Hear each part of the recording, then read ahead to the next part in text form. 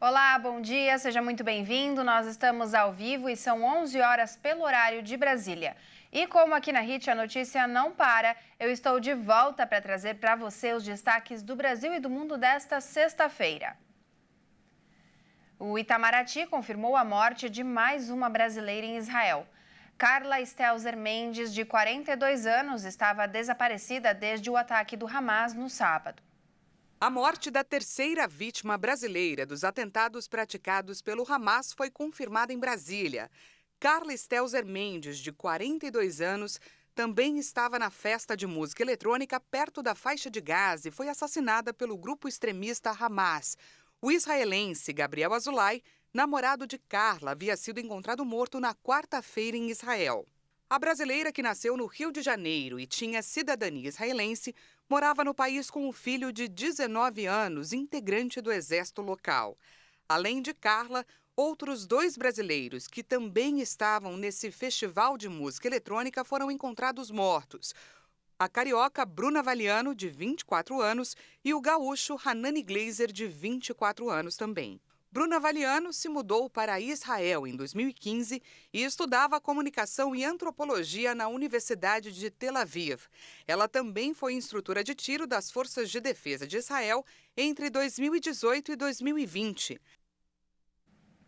E a Força Aérea Brasileira informou que a terceira aeronave empregada na operação de repatriação dos brasileiros que estavam em Israel chegou ao Brasil na manhã desta sexta-feira. A primeira parada foi em Recife, onde 5 dos 69 repatriados a bordo desembarcaram. O avião da FAB vai ser reabastecido antes de seguir para São Paulo e, enquanto isso, os passageiros tomam um café da manhã na capital pernambucana. A viagem está prevista para acabar às 11h50. Ainda de acordo com a FAB, a quarta aeronave disponibilizada para a operação, que estava em Roma aguardando autorização para seguir viagem até Tel Aviv, decolou em direção a Israel nesta manhã. E o ministro do Supremo Tribunal Federal, Alexandre de Moraes, voltou para condenar mais 8 réus do dia de 8 de janeiro. O grupo responde pela invasão e depredação das sedes dos 3 poderes em Brasília. Moraes, que é relator dos casos, propôs penas que variam de 3 a 17 anos de prisão, além do pagamento de 30 milhões de reais por danos morais coletivos. As punições variam porque a situação e a participação de cada pessoa são analisados de forma individual. A Corte começou a analisar em sessão virtual o 4º conjunto de ações penais contra acusados das ações antidemocráticas. O plenário virtual é um formato de julgamento em que os ministros apresentam seus votos em uma página eletrônica do Supremo. Os advogados podem apresentar argumentos nas sustentações orais por áudio. A análise virtual está prevista para terminar no dia 23 de outubro, mas pode ser interrompida se houver pedido de vista ou de destaque. Os 2 mecanismos são previstos nas regras internas do Supremo e podem ser acionados por qualquer ministro. Este será o 4º bloco de julgamentos do tema no STF. Somente a primeira sessão para análise dos casos aconteceu em sessão presencial. Os processos foram abertos a partir de denúncias da Procuradoria-Geral da República e os acusados respondem a um total de 5 crimes. As chuvas no sul do Brasil deixaram várias cidades em emergência, aumentando o número de desalojados e desabrigados. Os transtornos foram registrados nos 3 estados da região sul. As chuvas intensas que caíram nesta semana no Paraná, Santa Catarina e Rio Grande do Sul causam transtornos para milhares de famílias. Centenas de cidades estão em emergência para enchentes e alagamentos, além de milhares de famílias desabrigadas ou desalojadas. Em Santa Catarina, o governo pediu atenção redobrada aos moradores das áreas afetadas.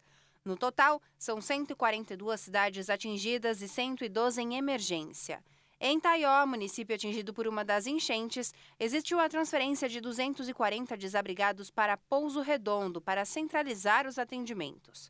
Para alívio dos catarinenses, as chuvas no estado devem diminuir em volume até domingo, o que pode auxiliar nos trabalhos para recuperar casas e também atender aos desabrigados. No Paraná, 4.000 pessoas estão desabrigadas devido às cheias do Rio Iguaçu e as enchentes atingem principalmente cidades próximas da capital, Curitiba. Mas por lá, a previsão é que a chuva siga forte até a próxima semana.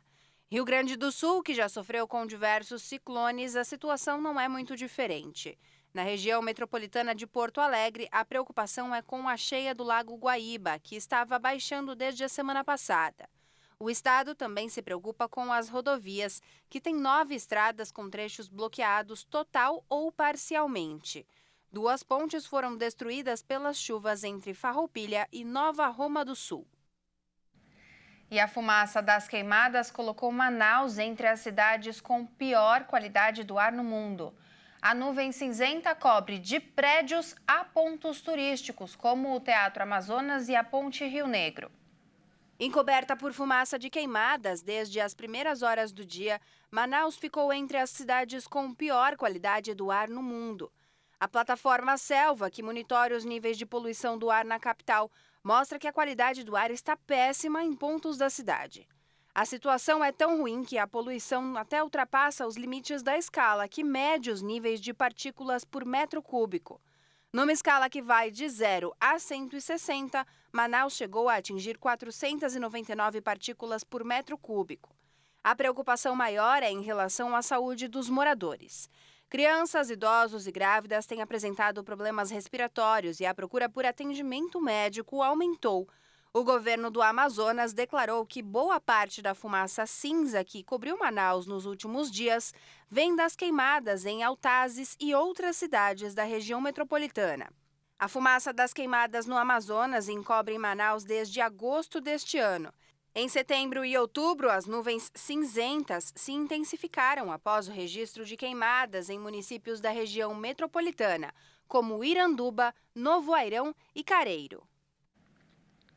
Pelo menos 7 pessoas, incluindo uma criança, morreram em um acidente com um micro-ônibus na Alemanha.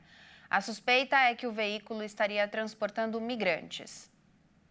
O caso aconteceu no sul da Alemanha. O micro-ônibus transportava 23 pessoas, incluindo várias crianças, e capotou quando tentava evitar um posto de controle na autoestrada, a cerca de 25 quilômetros da fronteira com a Áustria. Em um comunicado, a polícia cita um veículo que pertencia a um suposto traficante de pessoas. A origem do micro-ônibus e a nacionalidade das vítimas ainda são desconhecidas. O acidente ocorreu na região da Baviera, numa zona fronteiriça, onde a polícia reforçou os controles para conter o aumento da migração clandestina. O veículo estava sobrecarregado e se dirigia para Munique. A polícia judiciária abriu um inquérito por homicídio.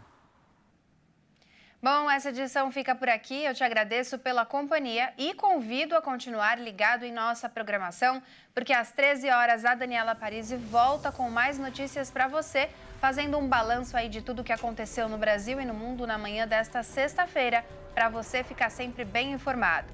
Até mais!